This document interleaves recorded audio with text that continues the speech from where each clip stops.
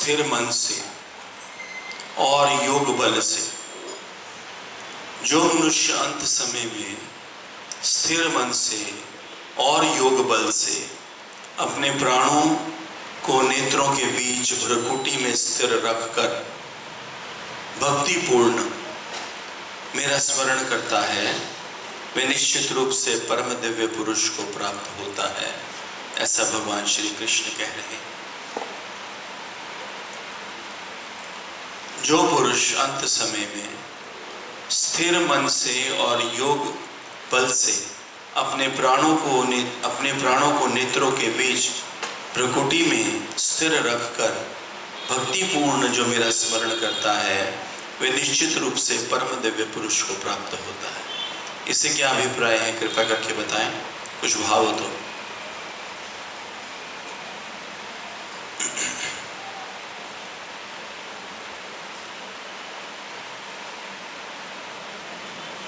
वेदों को जानने वाले ऋषि,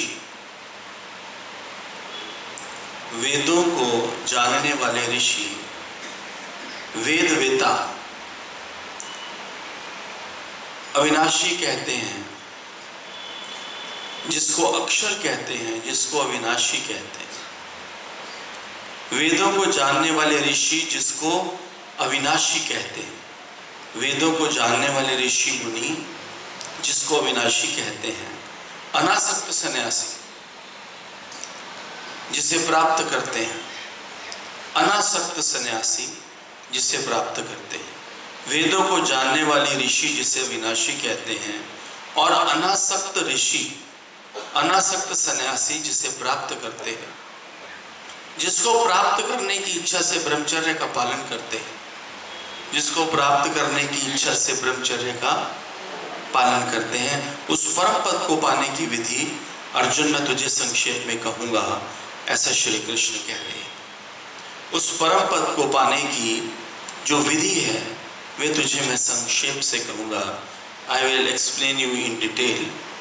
संक्षेप डिटेल होता है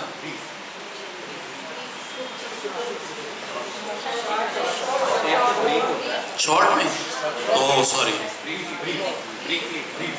ब्रीफ। अच्छा, I will tell you in brief, I will explain you in brief. अच्छा वो होता है, सॉरी, कोई बात नहीं, मैं आपको करेक्ट करता हूँ, आप मुझे करता हूँ, हम एक जैसे थे सारे।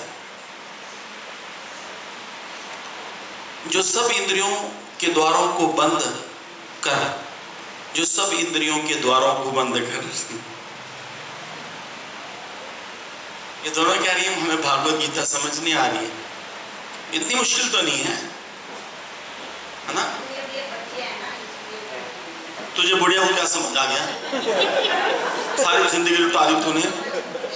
हाँ क्या क्या युद्ध करना, दो तलवार इसको तो बुलाओ इसको। जो सब इंद्रियों के द्वारा को बंद कर, तो जान के जीन्स पहन के आई है ना, तुझे मैंने कहा था ना तेरा नृत्य होना है, आज रात को होना है। मैं आके बैठा ना तो मुझे बोल रही है आज बोल देना, ये बहू की आके शर्मा रही है। नहीं नहीं बहू है ना, दीपाली तेरी सास शर्मा रही है, नहीं तो अब तक तो 10 नंबर पेश कर चुकी होती है ये। मम्मी ने बोल के नाचियो मत, ज्यादा नाचियो।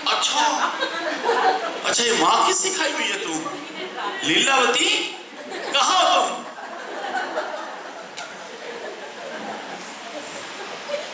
जो सब इंद्रियों के द्वारों को बंद कर, चित्त को हृदय में स्थिर कर, प्राण वायु को मस्तक में स्थापित कर, अक्षर ब्रह्म ऊष्म का उच्चारण कर, और मेरा ब्रह्म का स्मरण करता हुआ अपना शरीर, अपना नश्वर शरीर त्याग दे, वे परम गति को प्राप्त हो जाएगा।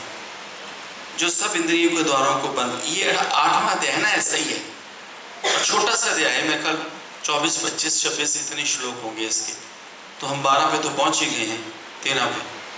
अब इसको सुन लो, इसको एक आधे और सत्संग में इसको समाप्त करके फिर आगे दूसरा इजी वाला शुरू करेंगे, 9वां। जो सब इंद्रियों के द्वारों को बंद कर, चित्त को हृदय में स्थिर कर, प्राणवायु को मस्तक में स्थापित कर, अक्षर ब्रह्म ओम का उच्चारण कर और मेरा स्मरण करता हुआ अपना नश्वर शरीर त्याग दे, वे परम गति को प्राप्त हो जाएगा। ये शास्त्र सुनते हुए तुम्हें क्या फील होता है? सच सच बताना, मैं जानता हूं तुम्हें क्या फील होता है।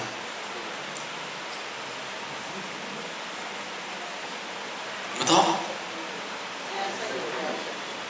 ऐसा हो जाए, ठीक माल है। वैसे देखो, तुम्हारे ध्यान में कभी ऐसी बात आई कि ऐसा हो जाए?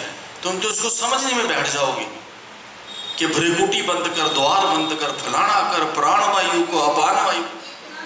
आपकी बात नहीं कर रहा, आपकी बात नहीं कर रहा। आपने तो जट की तरह बात कर दी कि बस ऐसा हो जाए। आपका तो बहुत बढ़िया जवाब है। हाँ, मैं तो आपकी प्रशंसा कर रहा हूं। बैठ जा खतरनाक माता, बैठ जा। हे पार्थ, जो अनन्य मन से एकाग्रचित होकर एकाग्रचित होकर अनन्य मन से मन को एकाग्र करता हुआ नित्य प्रति हमेशा और निरंतर केवल मेरा ही ध्यान करता है, उस योगी के लिए मैं सदा ही उपलब्ध हूं, कारण कि वे मेरे भक्ति योग द्वारा मेरे परायण रहता है। ऐसा भगवान जी क्यों बोल रहे हैं अर्जुन को? क्योंकि भगवान अर्जुन से बहुत प्रेम करते हैं। हम सब तो अपने गुरु से प्रेम करते हैं, पर वो बड़ा किस्मत वाला है जिसको गुरु इतना प्रेम करता है। भगवान जी इतना प्रेम करते हैं अर्जुन को कि उसको सारा कुछ बता रहे हैं इस मानुष जीवन से संबंधित, कि इसको मोक्ष कैसे प्राप्त होना है।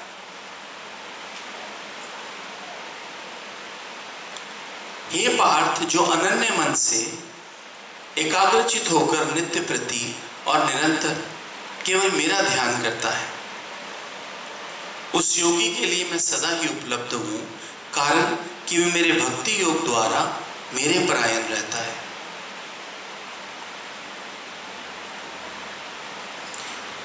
भगवान जी से प्रीत तो आप सबकी है, इसमें तो कोई संदेह नहीं।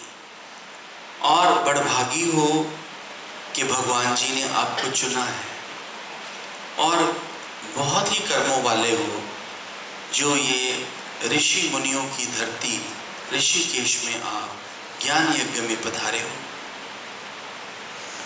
इसको योग नगरी बोलते हैं। ये वो भूमि है, ये वो स्थान है जहां पर बैठने से मन अपने आप परमात्मा से जुड़ता है। क्योंकि यहाँ पहाड़ों के नीचे जो नदी बह रही है, गंगा बह रही है, वहां कई संतों ने कितनी बड़ी तपस्याएं करी, तभी इसका नाम ऋषिकेश है।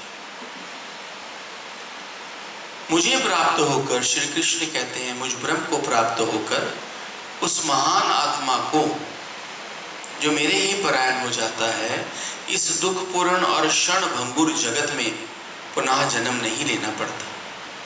इस दुख भरे और पल पल बदलने वाले, क्षण में बदलने वाले इस जगत में फिर मेरे प्यारे को दोबारा जन्म नहीं लेना पड़ता, कारण कि वो परम पूर्णता को प्राप्त हो जाते हैं, कारण कि वो अल्टीमेट कंप्लीटनेस को प्राप्त हो जाते हैं, परम पूर्णता को प्राप्त हो जाते हैं।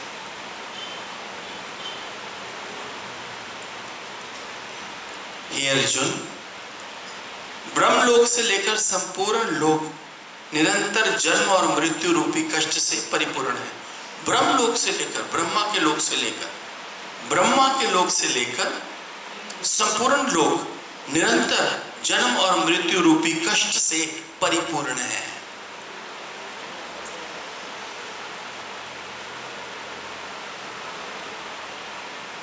हे अर्जुन, ब्रह्मलोक से लेकर संपूर्ण लोक ये जन्म और मृत्यु से, इस दुख से परिपूर्ण है, इस कष्ट से, मृत्यु रूपी कष्ट से परिपूर्ण है। ये कौन है? जो मेरे धाम को प्राप्त कर लेता है, जो वैकुंठ धाम को प्राप्त कर लेता है। वैकुंठ धाम क्या है? जहाँ प्रभु का निवास है। वैकुंठ धाम कहाँ है? क्या है? जहाँ प्रभु का निवास है। सिंपल सिंपल सिंपल सिंपल समझो इस शास्त्र को, ज्यादा इसको डीप में जाने की लोड़ नहीं है, नहीं तो घूम जाओगे। हे कौन है जो मेरे धाम को प्राप्त कर लेता है, उसका फिर इस जगत में दोबारा जन्म नहीं होता।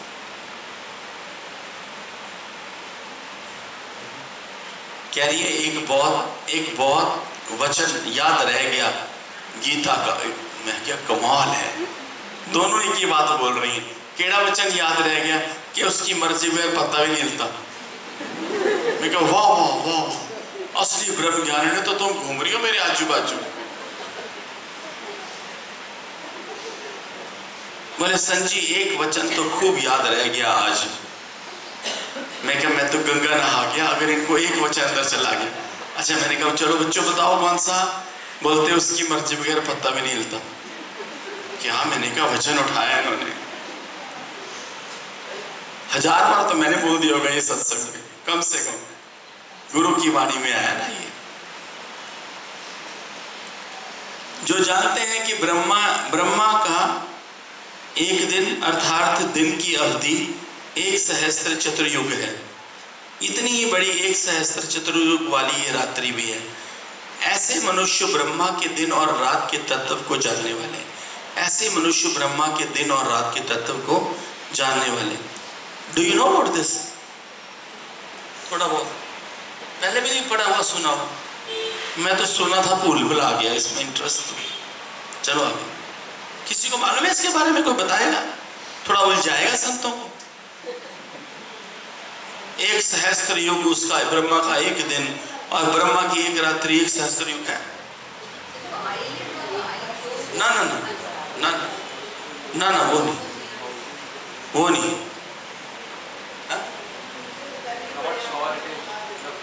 नॉट श्योर को तो बिल्कुल बात ना करना, या श्योर बोलोगे तो भी घूम जाएंगे। चलो आगे। अरे आराम से बैठो यार, मस्ती से बैठो, मौज करो। बात तो तुम्हारी बन जानी है तो मैं भी जानता हूं। बस घर वालों को आंख चमका देके एक बार निकल आओ, बस फिर तुम्हारा बेड़ा पार है। बड़े परेशान है तुम्हारे घर वाले, अंदर से तुम्हें बताते नहीं है। उनकी बोलतियां बंद हुई पड़ी है कि वो क्या कहें कि तू सत्संग आना शुरू कर दिया है। कोई किटियां ज्यादा ज्वाइन कर ली हो, कोई खर्चे ज्यादा करने शुरू कर दी हो, कुछ और ऐसा काम किया करने, तो ये तो कोठे चढ़ रोला पावे। अब ये कोठे चढ़ कर ये थोड़ी रोला पावेंगे कि मेरे घर वाले सत्संग आना शुरू कर दिए। इनकी कौन सुनेगा? इसलिए हफ्ते के लिए मार्च में और हफ्ते के लिए अक्टूबर या नवंबर में 2 ज्ञान यात्राएं अपने जीवन में पक्की कर लो, और फिर उनती ना हो तो मेरे से आके पूछ लो। लेकिन जब यहाँ आओ तो कमरे में बैठ के टेलीफोन पे घर वालों से बात ना करो। बहुत जरूरी हो तो कर लो, अवॉइड करो। जो मन इसमें लगाता है फिर उसका उधर मन नहीं जाता। हे पार्थ, चराचर जीवों का समूह प्रकट होकर ब्रह्म की रात्रि होने पर विलीन हो जाता है। हे पार्थ, चराचर जीवों का समूह प्रकट होकर ब्रह्म की एक रात्रि होने पे विलीन हो जाता है। चलो रात्रि तो सो गए सारे, सुता मरिया बराबर है ना, और उसके दिन होने पर कर्म के अधीन असहाय होकर पुनः व्यक्त हो जाता है। दिन चढ़ता है फिर पैदा हो जाते हैं, रात होती है फिर मर जाते हैं। ब्रह्मा से रिलेटेड है ये सारे, है ना। इन्हें समझो, बस इससे ज्यादा नहीं समझना। समझने में समझा देना। हाँ, ये ना सोचो इन्हों आप नहीं पता ताई अच करी जाते। अंडर एस्टिमेट ना कर लियो कितने। Yes, I can explain it. पारी लगने लग जाएगी गीता। राती में पोंगे टुट के की सुना रहे हैं। जन्म और मृत्यु अर्थात व्यक्त और अव्यक्त। जन्म व्यक्त, मृत्यु अव्यक्त। जन्म और मृत्यु अर्थात व्यक्त और अव्यक्त होने वाली प्रकृति से अलग एक अन्य निरंतर प्रकृति का भी अस्तित्व है। जो परा और अविनाशी है, ब्रह्मलोक की वैकुंठ धाम की बात कर रहे हैं, जो परा और अविनाशी है, इस जगत का विनाश होने पर भी उसका कभी ध्वंस नहीं होता। ये भगवान जी का निवास स्थान है।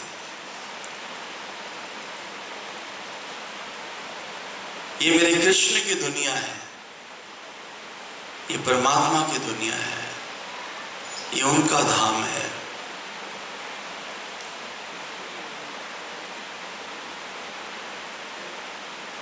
ये मोक्ष धाम है।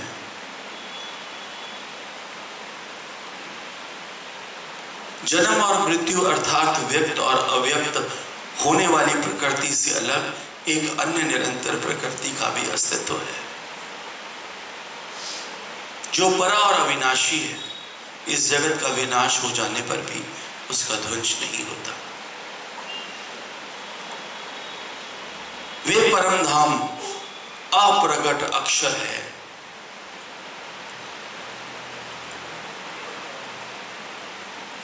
वे परम धाम अप्रगट अक्षर है। वे परम धाम अप्रगट अविनाशी है। वही परम गति भी है,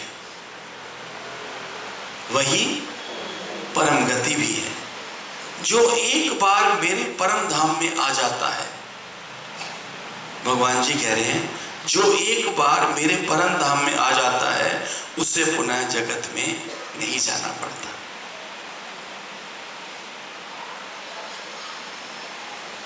श्री कृष्ण गोविंद हरे मुरारे, हे नाथ नारायण वासुदेवा। श्री कृष्ण गोविंद हरे मुरारे, हे नाथ नारायण वासुदेवा। हे नाथ नारायण वासुदेवा। हे नाथ नारायण वासुदेवा। श्री कृष्ण गोविंद हरे मुरारे, हे नाथ नारायण वासुदेवा। हरे कृष्णा हरे कृष्णा हरे कृष्णा हरे कृष्णा, हरे राम हरे राम हरे राम हरे राम, हरे कृष्णा हरे कृष्णा हरे राम हरे राम हरे राम हरे कृष्णा कृष्णा हरे राम हरे राम हरे राम हरे राम। हरि ओम सबको।